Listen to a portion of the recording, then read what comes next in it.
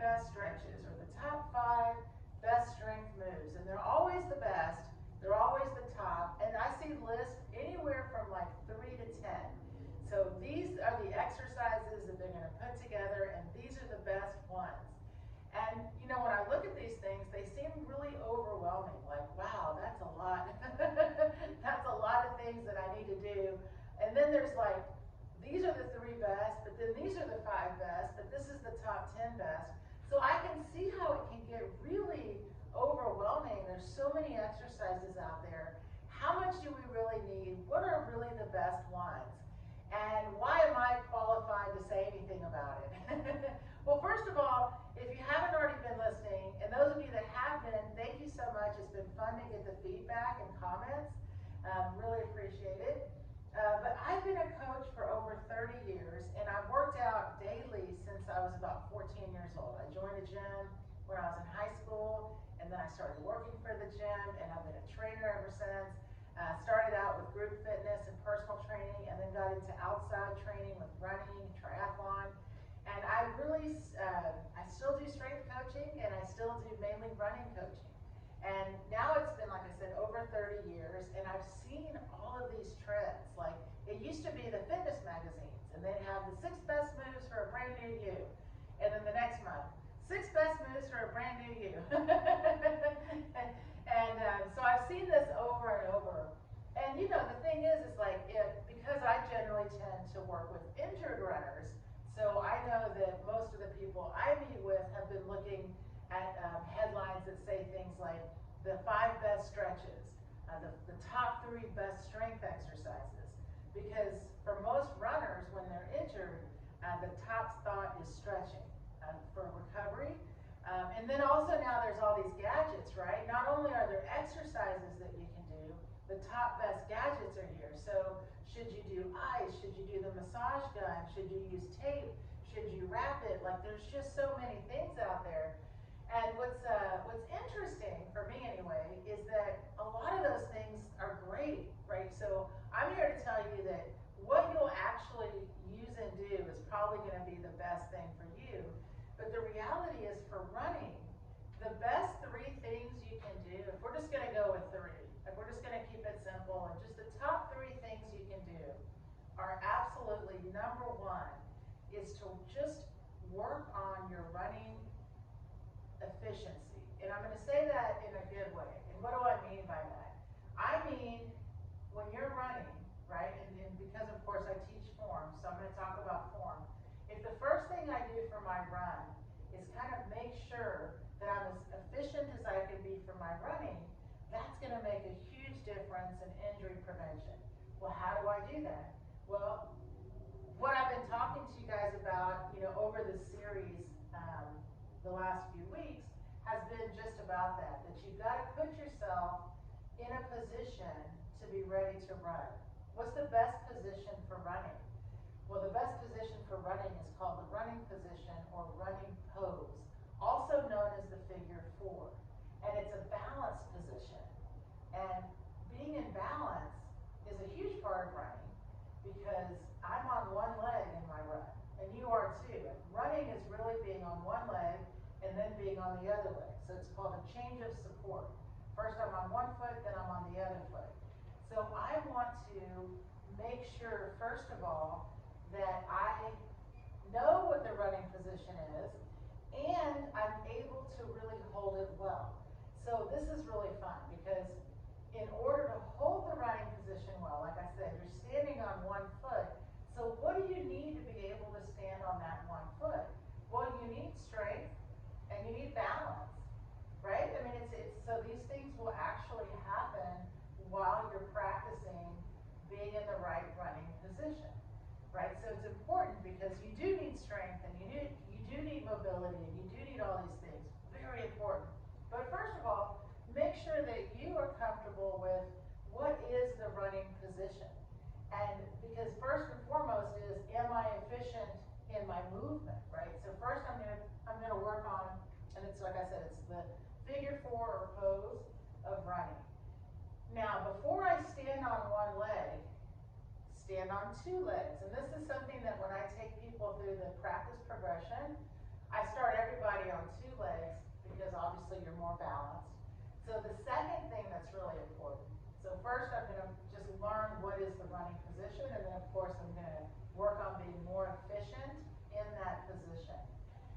the second thing is I'm going to make sure I understand what is running. And this is interesting because what is running? So running, most people, like when I ask that question like in a clinic or a seminar and I say, what is running? What do you guys think of when you think of running? Most people will say to me, running is my escape. Running is my freedom. Running is my, my emotional zen. And this is like when I'm my stress relief. I hear this a lot. So I get a lot of this emotional feedback from running. So, and then I say, well, that's really kind of what running does for you, right? After you run, you feel great, especially like, if you are stressed out, you go running. It really does. It does all of those things, but those are things that running does for me. It doesn't really explain to me what is running. So if I've never been running before and you said, hey, let's go running. And I said, okay, what's running? How would you describe running to someone that had never run before? And then people will, so when I ask that question, people will always say things like, I hear a lot of, it's like faster walking, putting one foot in front of the other. So these are kind of thoughts of what we think the movement is, but it's actually pretty hard for someone to explain like what is running. Versus if I said, hey, like right now pickleball is really popular. I just started playing pickleball. So if I said, hey, want to go play pickleball, and you said, well, I've never played before, I'd be like, oh, that's okay, I'll teach you. You're just going to use a racket and a little ball, and we're going to hit it across the net to each other. So see, I just gave you like what you're going to do. You're going to hit the ball with a racket across the net. I gave you the action of what it is. And, but I could have said, oh my gosh, pickleball is so fun, it's really social, it's great stress relief, it's good exercise. So all of those things are true, but none of them told me what really pickleball is, right? So think about that with running. So if I was going to invite someone to run, and I wanted to explain to them what is running, and they were like, and I'm like, well, it's a lot of fun, which by the way, I say all the time, I love to run. So that's my number 2. What is running? And by the way, running definition, I don't know if there's one standard, but the definition that I use and I coach pose is free falling. Running itself is the body is free falling. And as the body free falls, that's how it travels. You pull your foot up to continue the free fall. So then you can say to someone, hey, want to go running? Well, what's running? Well, running is free falling. We're going to take our body and we're just basically going to let it pitch forward, and we're going to keep up with our feet by pulling, right?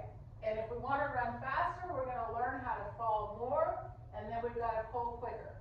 So basically, we're going to just go out and we're just going to free fall and pull our foot. So then I understand what running is, and then I can practice running. So how I practice, and this is the fun of practice, by the way. So then, instead of a stretch, and we'll talk about that in a minute, I want to practice the action of the movement of running, which is pulling.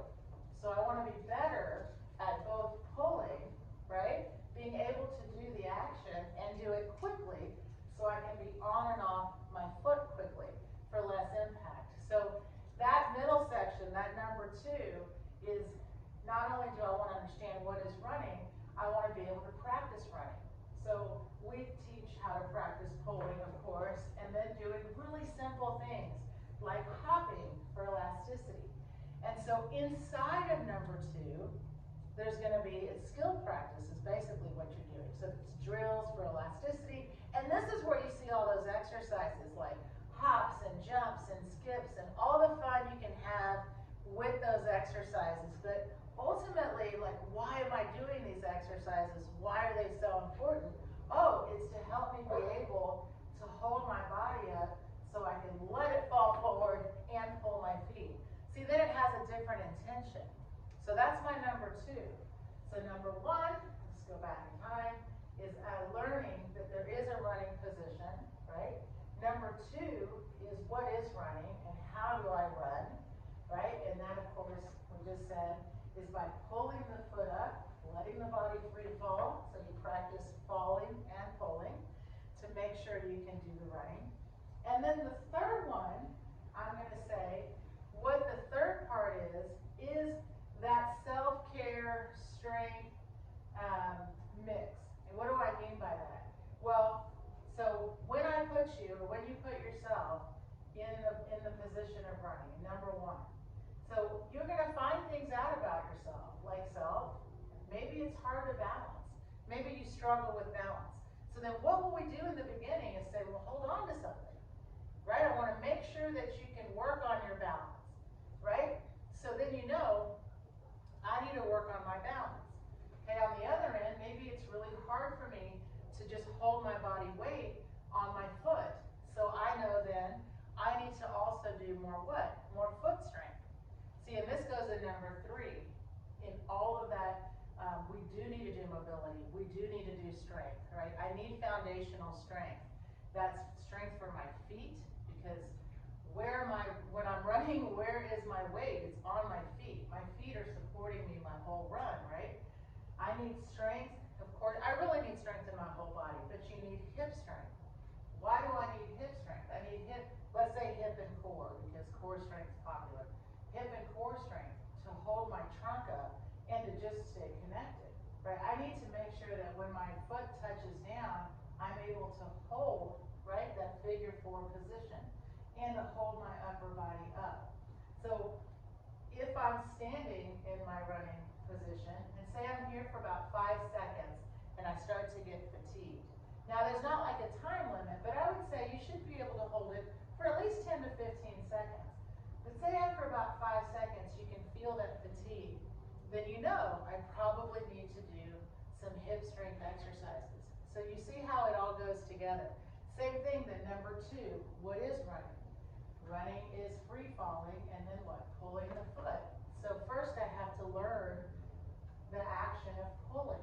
And in that learning phase, by the way, I'm learning how to strengthen my hamstring. I'm using single leg strength. And again, those are all I say in number 3, because I put that together. You know, that self-care should be a combination of mobility work, range of motion work, right? To make sure everything's working as it should, which is range of motion for your shoulders, for your hips, for your ankles. I mean, everything by the way, of course, we include that in our training, and it's amazing, just little movements. And again, the strength part is being able to hold your body weight. So we have different exercises. I wouldn't say this one is the best. There's just, different exercises that work well. So I give out probably, I have a lot. If you look at my training plan, I actually have on YouTube just 4 strength exercises that aren't the best, but they're really good and they're really effective. So what starts to happen is when you work on the simple ones, right? And what I mean by that is, like, again, in running, I have to be balanced on one leg. So I'm going to work on that single leg balance. That's going to help me be stronger in that leg. It's going to help me be able to hold myself up in my run. And I'm going to work on the action of my running, right? So these are really intentional movements to help you with running. And then that number 3 is like the fun part, because working on the ability to hold the position of running, to hold that figure 4 pose, the ability, 1, to pull the foot and to be able to pull it quickly, you need to do skill drills, you need to do strength exercises, and you definitely need range of motion, and that's, mobility and flexibility, right? So I do have to do things like, and those are, by the way, they can stay really simple too, right? I need to do things that are going to, basic stretching of the calf and soleus area, but I don't need to do like 6 stretches for it. And so the fun part is, and this is how I work with people, when you come in to run RX, for example, instead of saying you need to do 20 minutes a day, because I see this a lot too, 20 minutes a day, top exercises, I give you really a rotation of a skill, a strength, a self-care, and you start to get into a rhythm of just kind of making sure they're included. And because it's consistency where you see all the results. And so what's really nice, and you can put it together, you can do a mix of a skill drill with some kind of range of motion exercise and a strength exercise. It doesn't have to be like a whole volume. It's like running, right? Runners, we love mileage. So we think, okay, well, if I need to run so many miles to make my run count, then I should be doing also for my strength exercises an hour of strength or 45 minutes of stretching. And I'm here to tell you, really, not the case. It's about, of course, volume should be about quality. So instead of thinking I've got to do another hour of strength and another hour of mobility, it's not like that. But it's the consistency of like making sure everything is working as it should. That's what I'm a big fan of. So one more time, instead of thinking of there's these best exercises, because there's a lot of really good exercises, the most important thing is, like I said, number one, understanding and feeling like you can hold yourself in that running position, in that pose, because remember, it's 1,500 steps a mile, so I have to regain this position, recover this position every single time I'm on the ground. So it's important to, one, be comfortable here, right? And just be stronger in that pose. And then number two, what is running?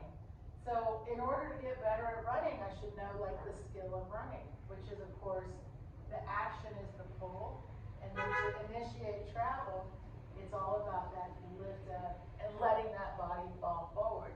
And you've got to practice that. And of course, every time you run, you're just going to get better. And then that number three is that combination of all the fun, the drills, the stretching, the movement, which, like I said, I start with really just basic repetitive movements, which I encourage because they're consistent. And then, of course, you take it further, or, like I said, when you start to, that's where we can see differences in runners, right? So like I said, if you struggle with balance, you may have to work on your balance a little more, hold on to something. If you feel a pain or some instability somewhere, maybe I need to do more hip strength or more, that's the kind of stuff we can work into. That's what number three is about, right? To make you better at number one and number two. All right, guys, I hope that helped. Again, I love the comments. Thank you for listening and watching. And please subscribe. It really helps me out so I can give you guys more content. And again, suggestions on what you want to hear. And of course, I'd love to have you. So you can look up anything that we have on runrx.fit, and I can help you with your running. And I look forward to hearing from you, and see you next time. Thank you.